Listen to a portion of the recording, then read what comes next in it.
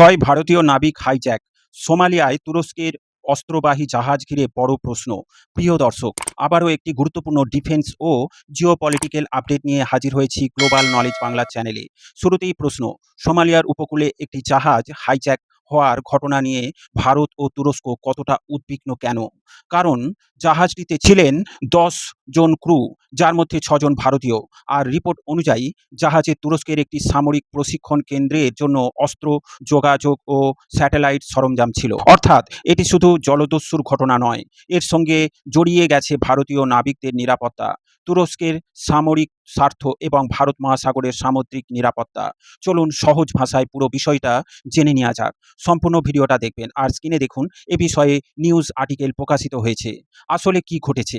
Report অনুযায়ী MV লোপটোপ নামের একটি কার্গো জাহাজ সোমালিয়ার পোর্টল্যান্ড উপকূলের কাছে হাইজ্যাক করা হয়েছে। জাহাজে ছিলেন 10 জন ক্রু, তাদের মধ্যে 6 জন ভারতীয়, একজন তুর্কি, একজন জর্জিয়ান, একজন আর 2 জন সার্বিয়ান নিরাপত্তা কর্মী।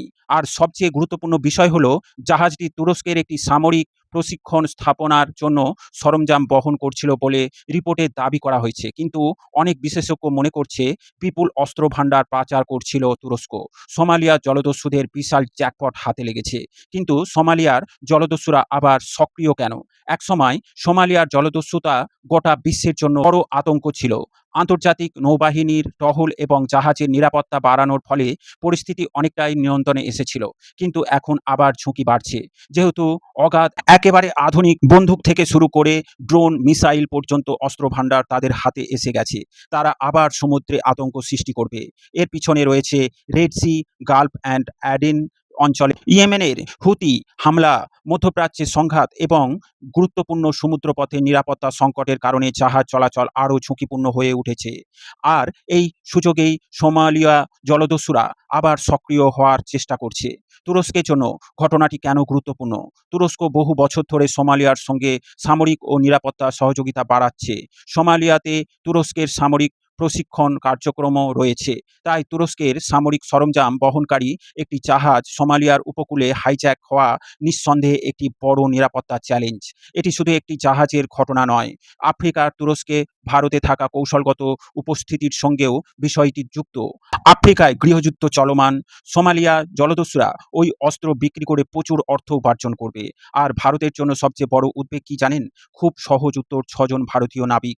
ভারতীয় নাবিকরা বিশ্বের বিভিন্ন আন্তর্জাতিক সমুদ্রপথে কাজ করেন। তাই গালফ অফ আডিন এবং রেড সি ও ইন্ডিয়ান অঞ্চলে কোনো নিরাপত্তা সংকট তৈরি হলে ভারতের সরাসরি তার প্রভাব অনুভূত হয়। এর আগেও ভারতীয় নৌবাহিনী জলদস্যুদের হাত থেকে জাহাজ ও নাবিকদের উদ্ধার করেছে। 2024 সালে ভারতীয় নৌবাহিনী এমভি রিয়ান এর জিম্মিদের উদ্ধার করে জলদস্যুতার বিরুদ্ধে নিজেদের সক্ষমতা বড় উদাহরণ দিয়েছিল। তাই বর্তমান ঘটনাতেও ভারতের নজর থাকা খুবই স্বাভাবিক। ভারত কি সামরিক অভিযান চালাবে? এই মুহূর্তে এমন কোনো সিদ্ধান্তের কথা নিশ্চিতভাবে বলা যাচ্ছে না, কারণ জিম্মি উদ্ধার অভিযান অত্যন্ত ঝুঁকিপূর্ণ। প্রথম লক্ষ্য হবে ভারতীয় নাবিকদের নিরাপদে রাখা। এরপর কূটনৈতিক যোগাযোগ, গোয়েন্দা তথ্য এবং পরিস্থিতি বিশ্লেষণ করে পরবর্তী সিদ্ধান্ত নেওয়া হতে পারে। অর্থাৎ সরাসরি সামরিক অভিযানই যে প্রথম পদক্ষেপ হবে এমনটা ধরে নেওয়া ঠিক হবে না।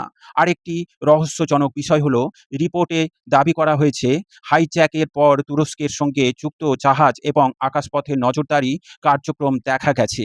এমনকি একটি বিমান হামলার কয়েকজন নিহত ও আহত হওয়ার দাবিও হয়েছে। কিন্তু এই হামলা কারা চালিয়েছে এবং নিহতরা জলদস্যু ছিল কিনা এসব তথ্য স্বাধীনভাবে নিশ্চিত নয়। তাই এই অংশ নিয়ে এখনই চূড়ান্ত সিদ্ধান্ত পৌঁছানো উচিত নয়। তাহলে এই ঘটনার আসল গুরুত্ব কোথায়? সবচেয়ে বড় শিক্ষা হলো, ইন্ডিয়ান অক্সন এখন শুধু বাণিজ্যের সমুদ্র নয়, এটি ক্রমেই একটি গুরুত্বপূর্ণ নিরাপত্তা অঞ্চলে পরিণত হচ্ছে। সোমালিয়া, গালফ অ্যাডিন, রেড সি এবং আরবিয়ান সি সব কিছুকে একসঙ্গে দেখতে হবে। কারণ একদিকে জলদস্যুতা, অন্যদিকে রেড সি সংকট, তার সঙ্গে মধ্যপ্রাচ্যের সংঘাত, আন্তর্জাতিক শক্তিগুলোর কৌশলগত প্রতিযোগিতা, সব মিলিয়ে পরিস্থিতি আরও জটিল হচ্ছে। আর এর সরাসরি প্রভাব পড়তে পারে আন্তর্জাতিক বাণিজ্য, জাহাজের বীমা এবং পরিবহন খরচের ওপর। তাই এমভি লোটাপ হাইজ্যাকের ঘটনা শুধু একটি জাহাজ ছিনতাইয়ের খবর নয়, এটি ভারত মহাসাগরে বদলে যাওয়া নিরাপত্তা পরিস্থিতির একটি গুরুত্বপূর্ণ সতর্ক সংকেত।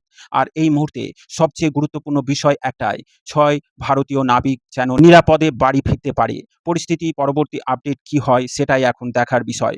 ভিডিওটি গুরুত্বপূর্ণ মনে হলে শেয়ার করুন এবং আন্তর্জাতিক প্রতিরক্ষা ও ভূ রাজনীতির সহজ বিশ্লেষণ পেতে গ্লোবাল নলেজ বাংলা চ্যানেলটিকে সাবস্ক্রাইব করতে ভুলবেন না। সকলকে জানাই আন্তরিক ধন্যবাদ।